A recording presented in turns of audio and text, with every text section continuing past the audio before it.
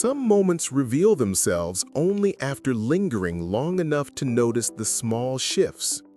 What seems clear at first glance often hides layers that only patience could uncover. And in a town that seemed quiet, ordinary, and predictable, one such moment quietly unfolded. In that town lived a scholar's apprentice named Rami. Rami had always been eager to learn. He arrived at the library early every morning, notebook in hand, convinced that knowledge could be captured in a single glance or phrase. He believed that listening once, observing once, was enough to understand people and the meanings they carried. One day, a visiting translator arrived, an older woman named Zara, known for her deep insight and careful interpretations of text that others rushed through. Rami, confident in his own understanding, watched her quietly from the back. From the start, he thought he knew her methods. A quick glance, a soft mutter here or there, notes scribbled furiously, nothing special.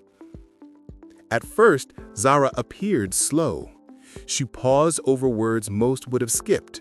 She repeated lines under her breath, tilted her head, sometimes whispering seemingly irrelevant comments. Rami shook his head in his notebook. This is overthinking. Simple words, simple meanings. But as the day unfolded, he began noticing small things. A subtle change in her tone when reading a passage aloud. A tiny hesitation that hinted at layers of meaning. A fleeting smile when two seemingly unrelated passages connected in her mind. He watched for hours and still thought he understood everything until the next day. The following morning, Zara translated a short poem for a group of students. Rami expected the obvious interpretation, the words themselves, nothing more.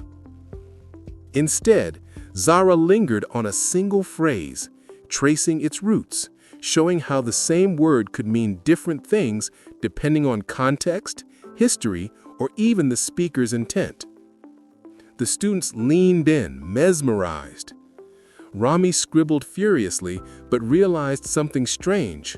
The more he wrote, the less he felt he understood.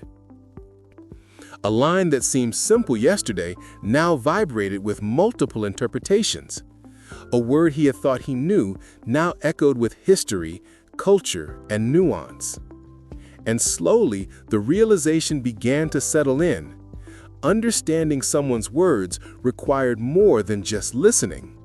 It required staying, observing, and letting the translation reveal itself through patience. Days passed. Rami stopped rushing. He stayed after the sessions, asking questions, listening to subtle clarifications, noticing Zara's eyes moved across the page, how her hands hovered before writing. He began to see patterns, small rhythms and connections he would have missed if he left early or assumed he already knew. One afternoon, Zara finally looked up and smiled at him, gently pointing to a passage he had misread. "You see it now, don't you?" she said. And he realized he did, not because he had read it once or thought he knew it, but because he had stayed. Rami's understanding no longer relied on speed or surface impressions. He learned that translation, interpretation, and insight were processes, not products. Some meanings only revealed themselves when you lingered, when you observed patiently, when you let someone else's perspective unfold naturally. And in the quiet library, among the rustling pages, he finally understood that rushing had only hidden the depth he was meant to see. From that day on, Rami waited. He stayed with teachers, with texts, with people.